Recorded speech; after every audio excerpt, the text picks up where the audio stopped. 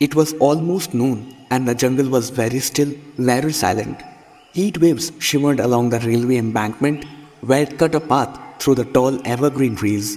The railway lines were two straight black serpents disappearing into the tunnel in the hillside. Suraj stood near the cutting, waiting for the midday train. It wasn't a station, and he wasn't catching a train.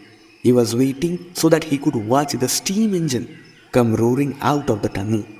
He had cycled out of the Dehra and taken the jungle path until he had come to a small village. He had left the cycle there and walked over a low, scrub-covered hill and down to the tunnel exit. Now he looked up. He had heard in the distance the shrill whistle of the engine. He couldn't see anything because the train was approaching from the other side of the hill. But presently a sound like distant thunder issued from the tunnel, and he knew the train was coming through. A second or two later, the steam engine shot out of the tunnel, snorting and puffing like some green, black and gold dragon, some beautiful monster out of Suraj's dreams. Showering sparks left and right, it roared a challenge to the jungle. Instinctively, Suraj stepped back a few paces. Waves of the hot steam struck him in the face. Even the trees seemed to flinch from the noise and heat.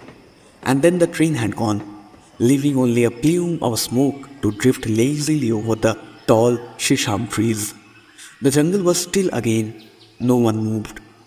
Suraj turned from his contemplation of the drifting smoke and began walking along the embankment towards the tunnel. The tunnel grew darker as he went further into it. When he had gone about 20 yards, it became pitch black.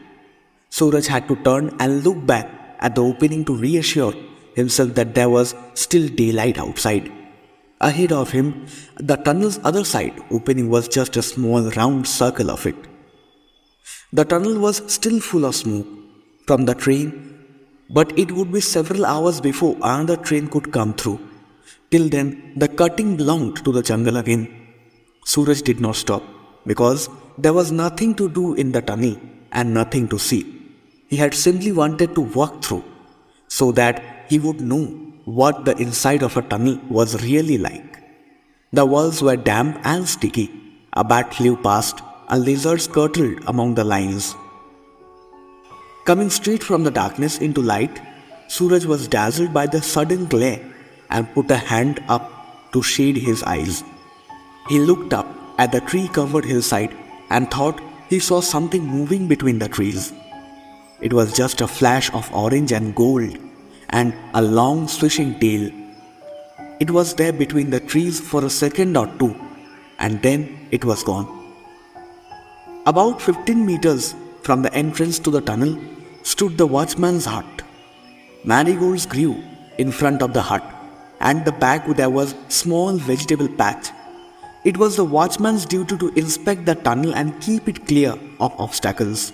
Every day before the train came through, he would walk the length of the tunnel. If all was well, he would return to his hut and take a nap. If something was wrong, he would walk back up the line and wave a red flag, and the engine driver would slow down. At night, the watchman lit an oil lamp and made a similar inspection of the tunnel. Of course, he would not stop the train if there was a porcupine on the line. But if there was any danger to the train, he would go back up to the line and wave up his lamp to the approaching engine. If all was well, he would hang his lamp door at the door of the hut and go to sleep. He was just settling down on his cot for an afternoon nap when he saw the boy emerge from the tunnel. He waited until Suraj was only a meter or so away and then said, "Welcome, welcome. I don't often have visitors. Sit down for a while and tell me why you are inspecting my tunnel." "Is it your tunnel?" asked Suraj. "It is," said the watchman. "It is truly my tunnel, since no one else will have anything to do with it. I have only lent it to the government." Suraj sat down on the edge of the cot. "I wanted to see the train come through," he said. "And then, when it had gone, I thought I would walk through the tunnel." "And what did you find in it?" "Nothing. It was very dark. But when I came out, I thought I saw an animal up on the hill. But I am not sure. It moved off very quickly." "It was a leopard you saw?" said the watchman. My leopard. Do you own a leopard too? I do. And do you lend it to the government? I do not. Is it dangerous? No, it's a leopard that minds its own business. It comes to this range for a few days every month. Have you been here a long time? Asked Suraj. Many years. My name is Sundar Singh. My name is Suraj. There's one train during the day and there is another train during the night. Have you seen the night mail come through the tunnel? No. At what time does it come? About 9 o'clock, if it isn't late. You could come and sit here with me if you like. And after it has gone, instead of going to sleep, I will take you home. I'll ask my parents, said Suraj. Will it be safe? Of course. It's safer in the jungle than in the town. Nothing happens to me here. But last month, when I went into town, I was almost run over by a bus. Sundar Singh yawned and stretched himself out on the cot. And now I am going to take my nap. My friend, it is too hot to be up and about in the afternoon. Everyone goes to sleep in the afternoon, complained Suraj. My father lies down as soon as he had his lunch. Well, the animals also rest in the heat of the day. It is only the tribe of boys who cannot or will not rest. Sundar Singh placed a large banana leaf over his face to keep away the flies and was soon snoring gently. Suraj stood up, looking up and down the railway tracks. Then he began walking back to the village. The following evening, towards dusk, as the flying foxes swept silently out of the trees, Suraj made his way to the watchman's hut.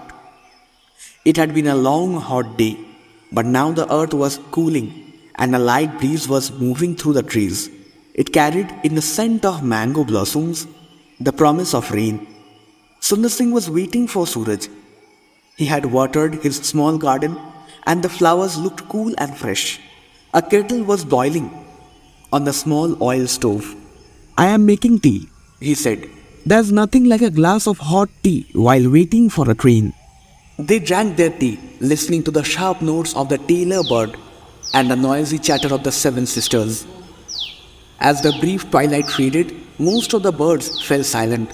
Sundar Singh lit his oil lamp and said it was time for him to inspect the tunnel.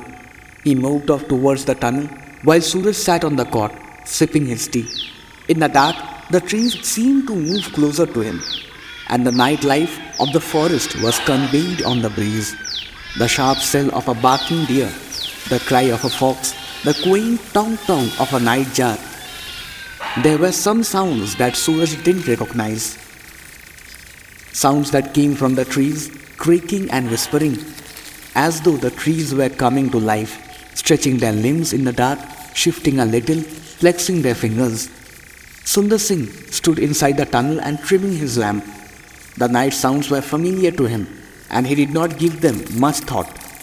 But something else, a padded football, a rustle of dry leaves, made him stand still for a few seconds, peering into the darkness.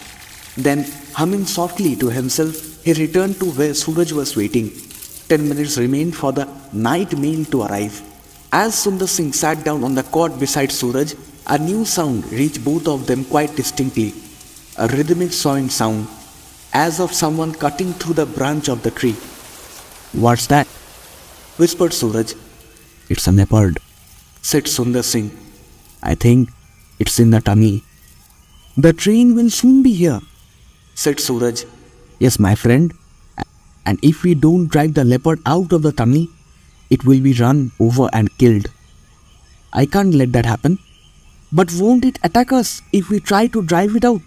Asked Suraj, beginning to share the watchman's concern. Not this leopard.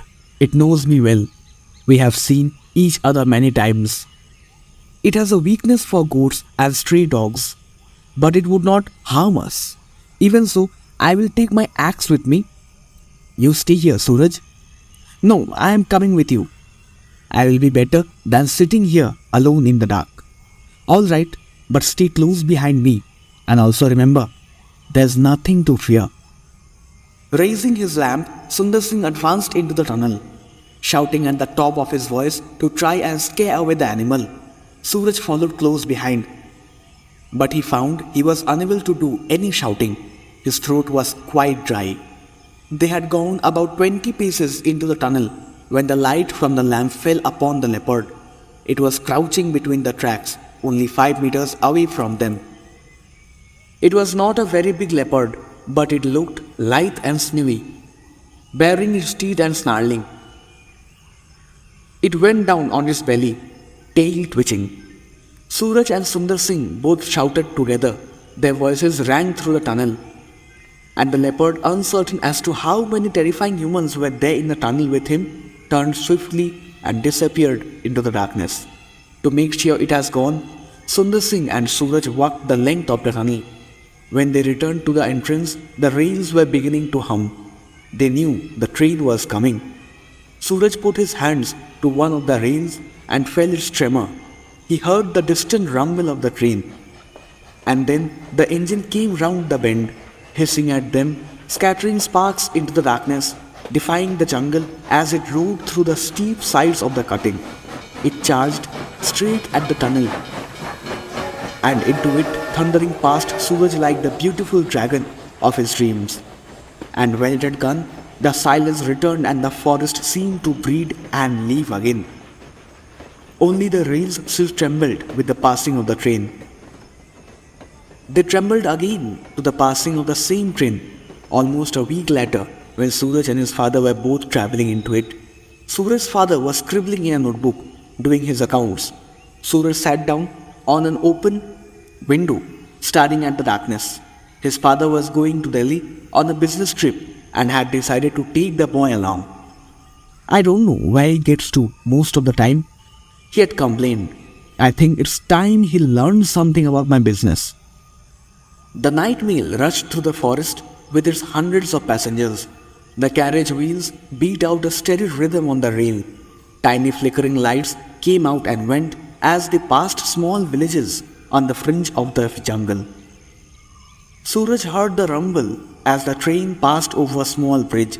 It was too dark and to see the hut near the cutting, but he knew they must be approaching the tunnel. He strained his eyes, looking out into the night, and then just as the engine let out a shrill whistle, Suraj saw the lamp.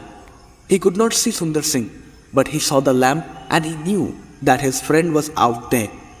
The train went into the tunnel and out again. It left the jungle behind and thundered across the endless plains. Suraj stared out of the darkness, thinking of the lonely cutting in the forest and the watchman with the lamp who would always remain a firefly for those traveling thousands as he lit up the darkness for steam engines and leopards.